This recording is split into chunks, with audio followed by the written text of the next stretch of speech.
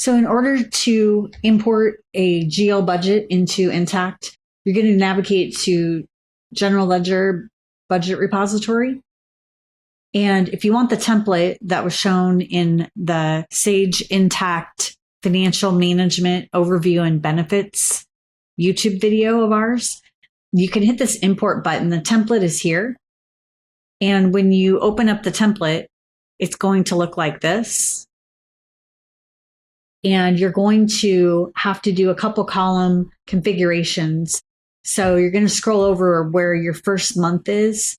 This is going to say something like budgetable period 1. You have to type in month ended February 2024 or whatever period you're starting at, right? This is just an example. So for a year, you're going to have 12 months, right? You're going to have 12 columns. So you have the month amount here, and then you have a note you can put here for a text kind of note, right? So maybe salaries for officers, for whoever, right? If you want to put some notes on what this budget is for example. Over here, then you could go a little higher, put another note.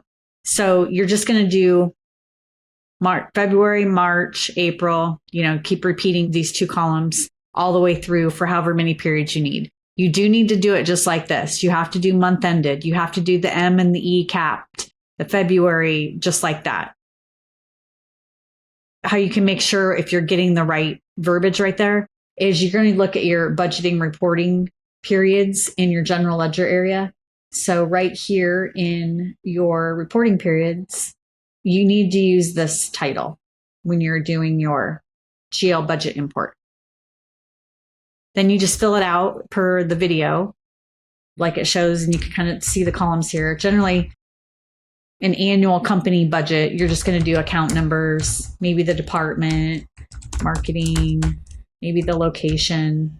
Okay. Maybe skip these. It's pretty detailed level. Put the amount in and a note. And then you do the next set, right?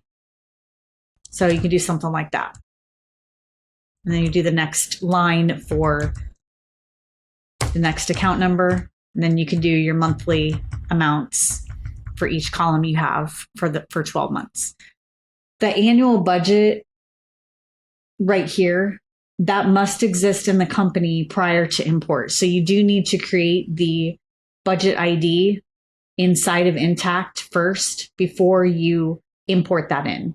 So right here, you're going to have to create this budget.